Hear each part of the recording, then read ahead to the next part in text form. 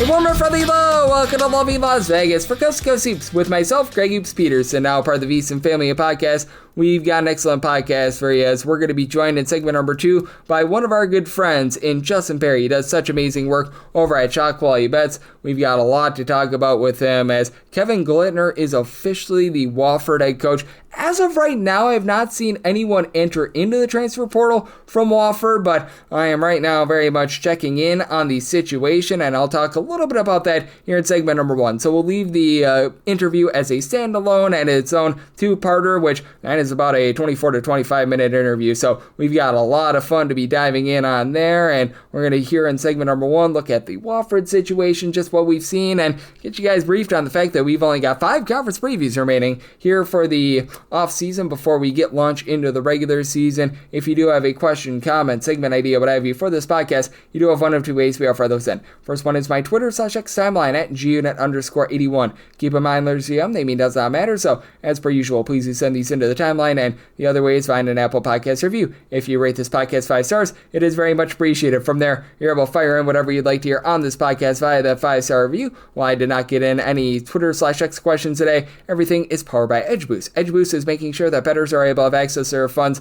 whenever and wherever. With EdgeBoost, 100% of gambling transactions, they do get approved, and when you go to edgeboost.bet, put in that promo code of Greg, G-R-E-G, that'll get you a $1 for $1 match on your first deposit up to $25, and it did become official on Tuesday. Kevin Glitner, who is serving as an assistant over at Virginia Tech, and part of the inside baseball with this is that Glitner was an assistant over at Virginia Tech, but he was playing over at Wofford. He was part of the Wofford coaching staff back when Mike Young was there. Mike Young went from Wofford to Virginia Tech. He is now the new head coach over at Wofford, so Dwight Perri coming back is not going to be a thing, unfortunately, for Wofford. As of right now, I'm doing this right around about 8 o'clock p.m. Eastern Time on Tuesday. I have not seen anyone from Wofford who has jumped in the transfer portal, but these guys are going to have 30 days from the time that they fired Perri, so they still have about like 20 or so days remaining. As you're listening to this, might actually be closer to 19 or 18 days remaining, but they still have about 3 weeks remaining to be able to enter into the transfer portal, but that's a very interesting ordeal,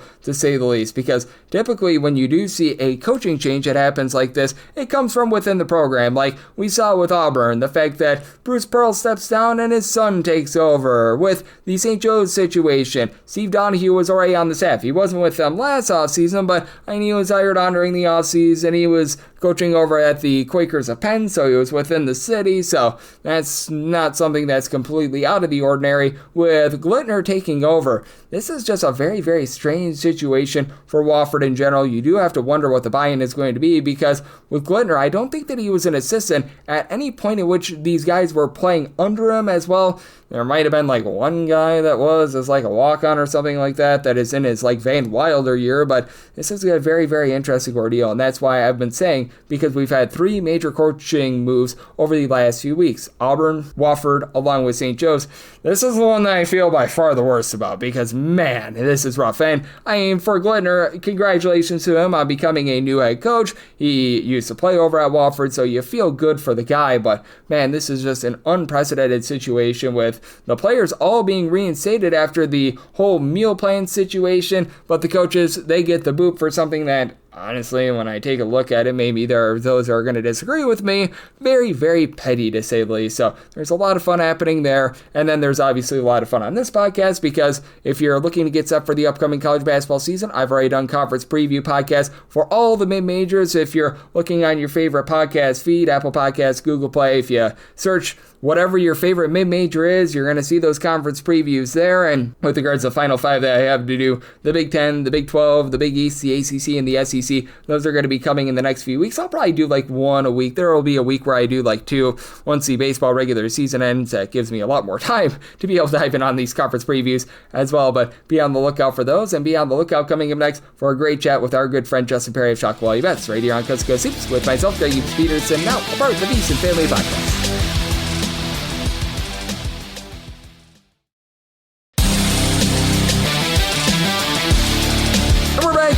Las Vegas for Coast to Coast Hoops with myself, Greg Hoops Peterson, now part of the VSiN Family Podcast. It's always great to be joined by this man as we've got Jusint Perri aboard. He does an incredible job over at Chalk Value Bets, taking a look at this great game that we all know and love of basketball. I say basketball because it's more than just college basketball with them. They've been doing some great work over at Chalk Value Bets when it comes to the NBA and WNBA in terms of their playoffs. I know that Justin is doing some work over at Hoops HQ. That is the site of Seth Davis. For those that are baseball fans, he does a little bit of fantasy baseball work over at Pitcher List as well. He's a man of many, many talents. He does an absolutely excellent job taking a look at this great game that we all know the love of college basketball. And you're able to follow him on the old Twitter/X at his first and last name, Jusint Perri. Last name spelled Perri, the number 8 altogether. And Justin, it's always a pleasure to get you aboard. Thank you so much. Greg, always a pleasure, especially as we round the corner into the home stretch, college basketball right there. It's so exciting to be back talking a little hoop. Oh, it is so great that it is getting close. We are about 5.5 weeks away from the start of the season. And I do have to ask you about the hot button topic that we saw pop up this week with Auburn. What do we make out of this team with Bruce Peal, a rock-solid coach who obviously guided the team to multiple Final Fours, stepping down? His son in Steve now takes over the program. As of right now, we have not seen any guys enter in the transfer portal. They have up to 30 days to be able to do so, and by the time this podcast comes out, that might change a little bit. But that said, I think that's a very interesting situation here with Auburn because I feel like these late coaching changes, they're not always doom and gloom. Sometimes they're really bad, and other times they actually don't turn out to be the world's worst thing. Yeah, it's an interesting scenario, especially passing it off to his son, who has been the lead assistant for quite a while and hopefully can continue the culture of winning that Pearl brought to Auburn. I think it's a slight downgrade in terms of the coaching expertise and maybe some of the lack of readiness. I think, there's definitely something to be said for that change, but I still like some of the talent. You still have to like how Tahad Pettiford is going to look this year, especially on the ball. They have some good talent there. I would still keep them in your top 35, 40 teams for sure. I've seen some people move them down like 4 or 5 spots. I think that's probably pretty fair. I do think they'll still be able to manage. It's a non-conference schedule for sure, but I think that, they'll be able to fight for their own, especially at home in the SEC. Maybe a little bit of a downgrade on the road in these scenarios with a new coach. I mean, I don't think it's as severe as what we saw with Virginia in a similar spot last season, but I wouldn't be shocked to see a couple of falters or missteps in some of the tougher road games.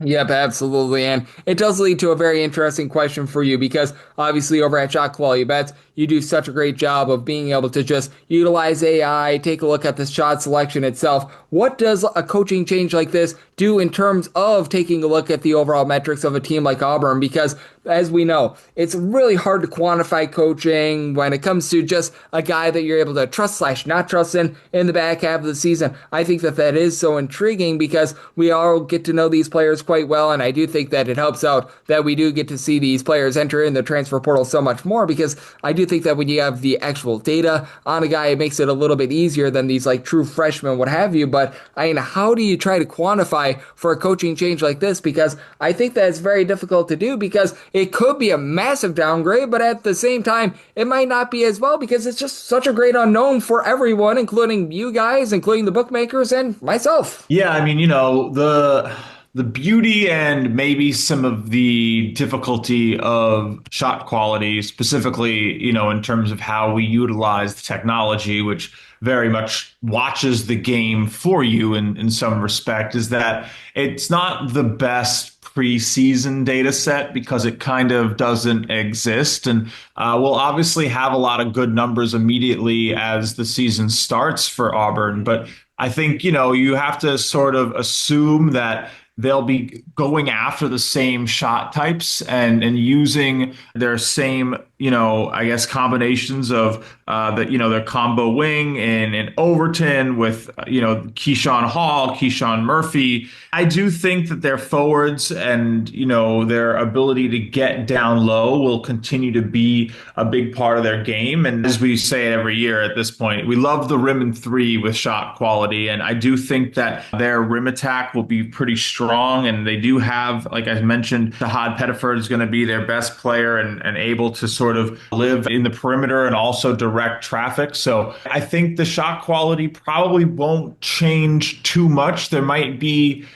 some difficulty in terms of where they're able to finish or execute, or some of like the out of bounds plays. Like that's something that will be very interesting, is the ability for SQ's data to analyze some of the things coaching really directly impacts. And we have all those metrics on every team. So where they rate in terms of out of timeout and things like that will be fascinating, because, that is something that an experienced coach with a staff that they're used to using can be a little bit more impactful with, while there might be some growing pains in terms of figuring that out for Steven. Yep, absolutely. And it's going to be a very interesting watch with Auburn this year in a conference that, as we know in the SEC, man, it is one of the most brutal conferences in all of college basketball, with 16 very, very competitive teams. As Justin Perri, he does such great work over at Chalk Quality Bets. He's joining me right here on Coast to Coast Hoops. And how were you gauging Auburn prior to this news? Because I did think that Auburn was going to take a little bit of a drop off. You just don't lose players like Janai, Broom, and company, and in my opinion, duplicate exactly what you did last year, which was making the Final Four and being one of the top 3 teams in all of college basketball throughout. Obviously, bringing back a guy in Taj Pettiford was able to help them out. But even before this news, I was a little bit bearish on Auburn. And now I do think that leads to a very interesting scenario where I think that Auburn is still going to be a very good team, but just brought it up. They're in an SEC that is just absolutely brutal. Yeah, and look, when I say the following, I don't think it's any knock on them at all. They're very likely going to be in the middle of the pack of the SEC this year. That's not a bad thing. A lot of teams would love to be there. Yeah, exactly. You understand. And again, this is a very competitive top 6 teams, 5 teams. I mean, you have the champions in Florida, and Alabama will be jockeying for that number 1 spot. I think Kentucky probably right there with them. I'm a big believer in Tennessee and Rick Barnes. I think honestly, he's right there as one of the best coaches in the conference, along with Todd Golden. And then, how we're going to see, year 3 for John Calipari with Arkansas. He's shown that he's able to recruit great talent. I think then, you kind of get into that level where you're going to find maybe a little bit of, Chris Jans in Mississippi State. And then, Auburn, maybe Vanderbilt in the mix this year. I think they're going to be an interesting team to watch. And Ole Miss, Missouri, before you get maybe to sort of that lower level with the remaining teams of like Texas A&M, Georgia, Oklahoma, Texas. And those are still good teams. Yeah, like again, I don't think LSU is going to be great with Matt McMahon this year, and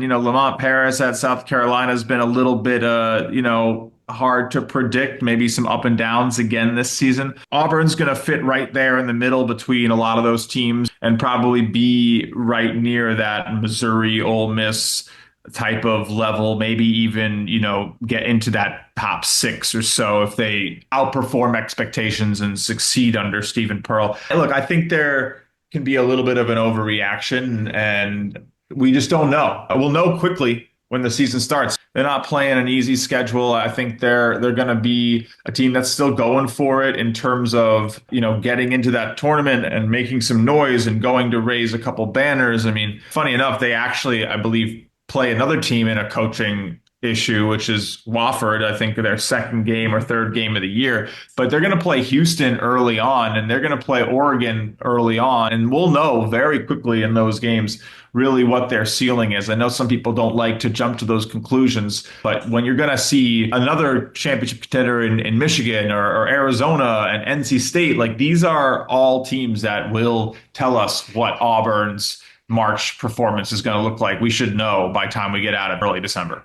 And I'm so glad that you mentioned Wofford, because man, is that a situation right now. And we've seen 3 coaching situations really pop up in college basketball over the last 3 weeks. We just talked about one big one in Auburn. We saw the St. Joe's situation a few weeks ago. And then we've got Wofford. And right now, Wofford, I just have no idea what to make out of this because there are some players that apparently might boycott the entire season. They might enter into the transfer portal. It looks like it's going to be Kevin Glitner, most likely, because they're trying to hire him away from Virginia Tech as we're doing this. Just such an interesting situation. And I mean, this is a Wofford team that I actually picked second in the SoCon when I did my projector finish, but I just don't see how any way this turns out well for Wofford with everything that has happened and just the exodus that we're seeing with all these players not being very, very, shall we say, bullish on what has happened. Yeah, and it's a little bit of a controversy, of course. Story is over dining issues and all this type of stuff, on-campus dining cards, which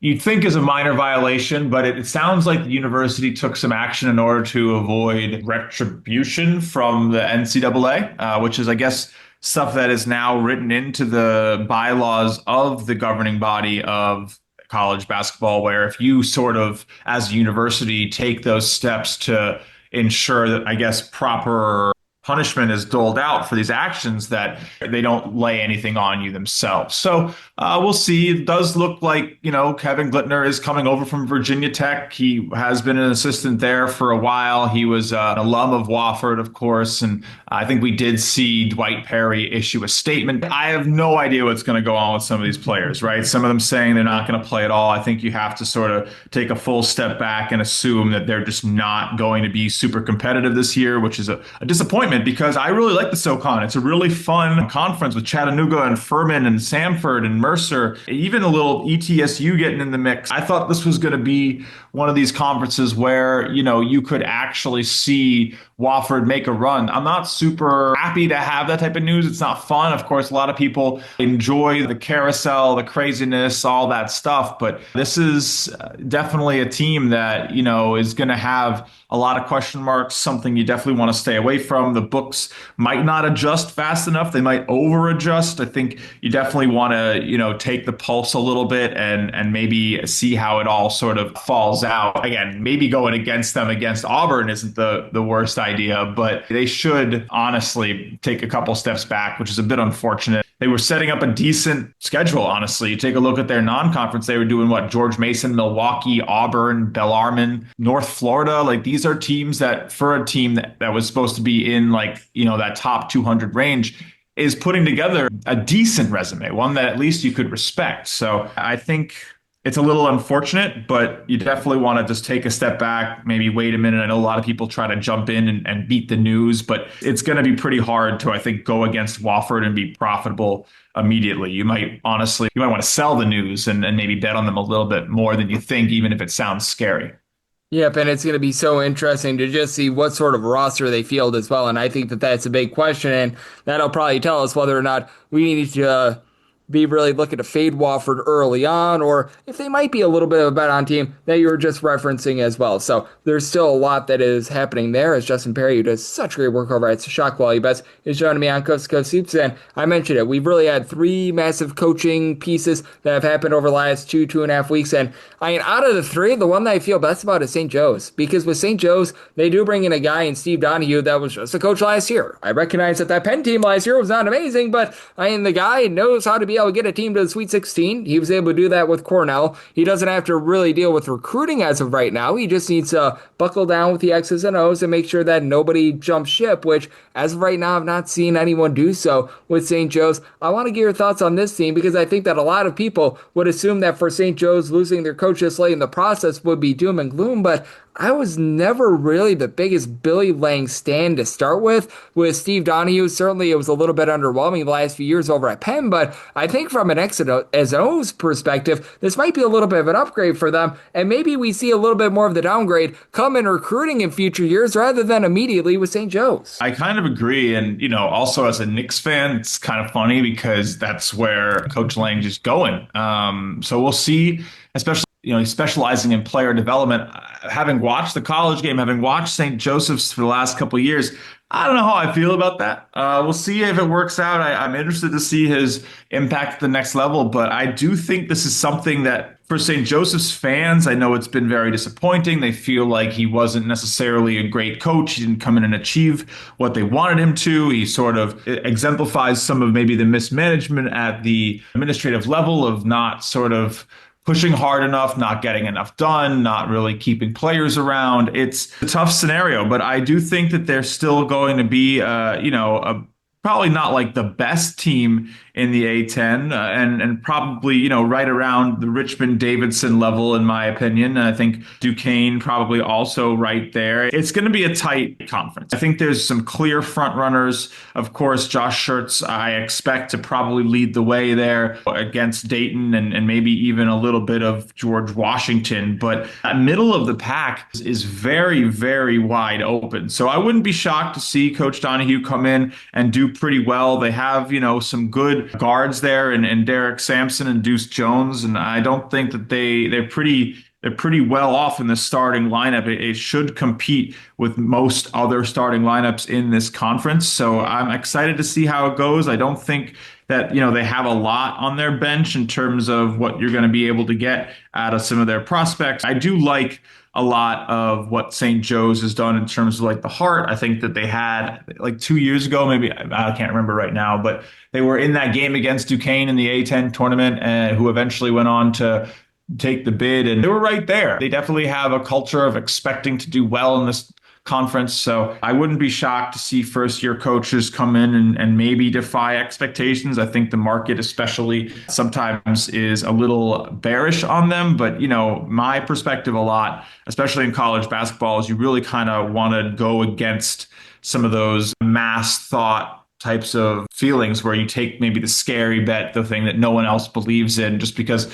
by definition it's likely going to have value because lines do move based on some of these popular plays, especially at the mid-major level. Oh, and I'm so glad that you mentioned that as well, because I cannot tell you with how many of these conference previews we see what is called groupthink, where one person puts out their way too early top 25, they have a little bit of a surprise team, and everyone copycats that, and I think that that is so big to be taking a look at this upcoming season, and just how do you try to be able to get set for the upcoming season, because I do think that it's hard to be able to just block out the noise, to be able to do your own research and try to make sure that you're avoiding some of those sources. But I think those that do so are really going to be able to be profitable, because sometimes when one person throws out a projection, it's not that they're it's not that they're unknowledgeable or anything like that, but at the same time, it just typically goes a little bit too far. A lot of people buy into it because it's what they saw first, and sometimes that leads to these teams becoming very overrated towards the beginning part of the season.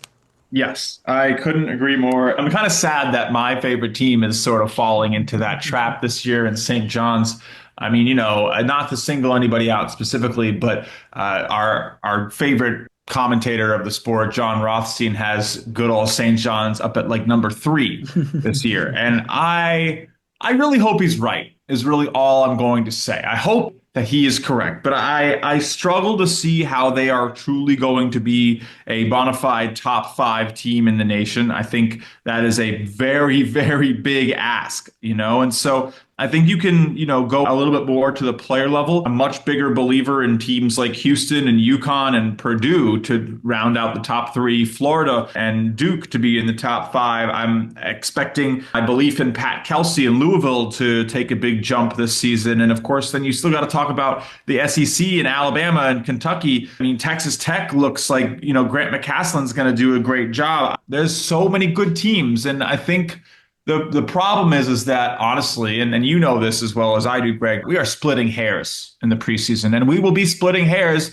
in the middle of the season. These teams are going to be a basket or two separated from each other within the top 25. You're talking about teams that could very easily beat each other, that are going to be expected to hold home court against one another. This is not necessarily like, oh, well, I'm number 3 in the rankings and you're number 5 in the rankings, and that means that I'm going to beat you every time. Like, no, that is not how college basketball works at all. If anything, you'd expect those teams to just split their series over and over and over because they're that close in terms of talent and coaching. And it is still the college game, and you're playing with an average age of 20 years old on the floor. So I think you want to take everything with a grain of salt. When you see things that feel a little high, you do want to go against it. You want to maybe take some shots on some teams that have established winning cultures. to continue to build up. I mean, I'm a big Rick Barnes fan.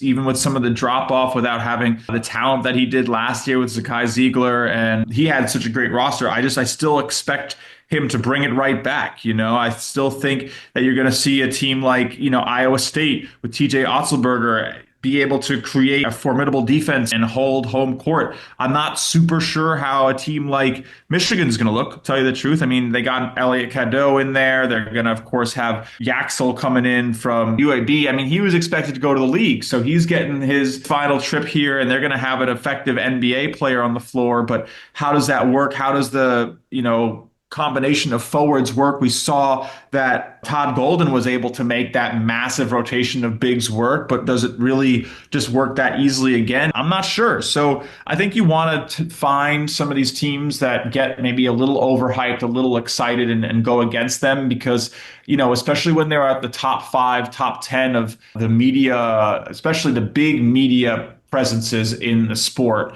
which, there's only like 5 or so of these names where I feel like you're talking about big influence, way too early rankings, the ones that have the big followings. They do impact things. And you want to take a look at these, and you want to look at the ones that maybe they're ignoring to buy in, and the ones that they're maybe putting a little bit too high for one reason or another, and take a shot going against it. Because guess what? Every team has ups and downs. There's very few teams that are just going to be consistent the whole year. So if you have guys that are starting at the top of the list, well, they're probably only going to be able to go down at some point. So you wait for them to, fall off a bit, and then they get more towards your level, and you can bet back in on them, right? You can wait for, Duke to stumble in the early part of, or the late part of their non-con schedule, because it is a decently difficult one, right? And then you don't want to buy in on them early. You buy in on them at their worst, and then you sort of sell in the aggregate by getting in on other teams that are maybe a little bit too low for your rankings.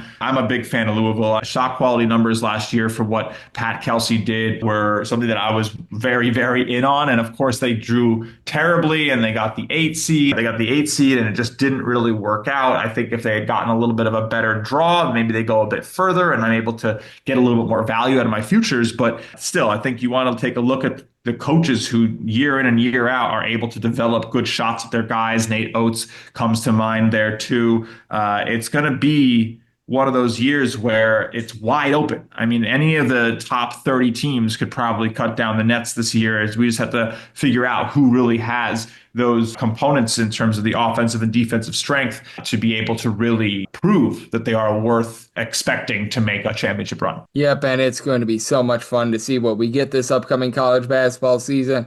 There's a lot of speculation. We all think that we've got the secret sauce until the first game of the season comes about. As the great Mike Tyson once said, everyone has a plan until you get punched in the mouth, and we're all going to get punched in the mouth at some point, but we're all probably going to hit a little bit of something as well. And Justin, I know you do such an incredible job all 12 months of the year taking a look at this great game of college basketball, but I know you do a little bit of football. I know that you're doing still some WNBA work. You're doing some baseball work. You're a man of many talents. So love to give people at home know it's all on tap for you, and how people can follow along on social media and other platforms. I'm really excited for the new year with Shot Quality. We are finishing up our WNBA playoff run. It's been another very nice season of putting out my one pick of the day every single day, doing really nicely on that. I think 50 or so wins above 500 on about 400 picks in the last 2 years. So that's been going great. WNBA has been great. We use all that advanced data. And like you say,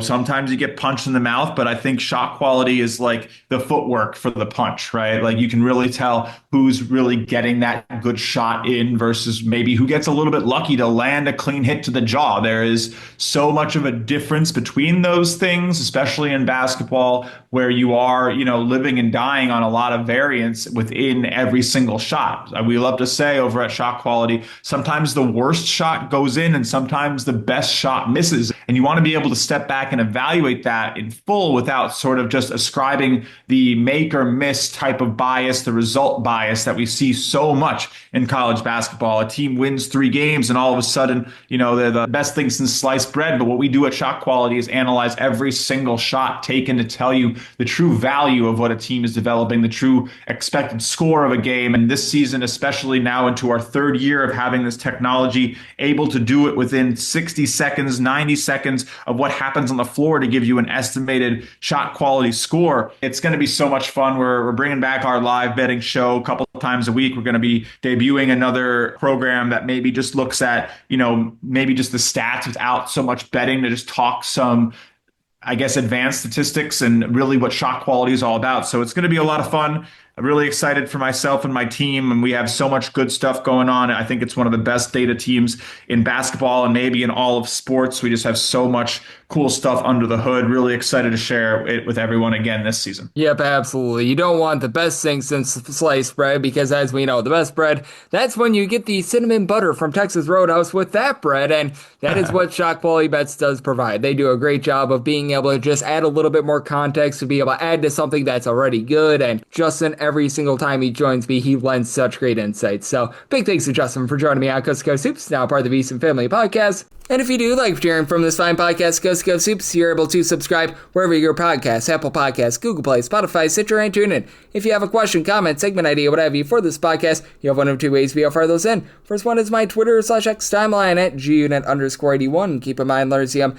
maybe does not matter, so as per usual, please do send these into the timeline. And the other way is find an Apple Podcast review. If you rate this podcast 5 stars, it is very much appreciated. From there, you're able to fire in whatever you'd like to hear on this podcast via that 5-star review. And I'm with you guys every single day on this podcast, regular season and off season. We've got 5 conference previews remaining. That would be the Power 5 conferences. So we've got a lot of fun to be had there. It's a lot of fun coming at you guys every single day. And that's why I do these podcasts, to get us set for what is going to be hopefully the most profitable and the most fun college basketball season ever. And I'll be back with you once again tomorrow. Thank you.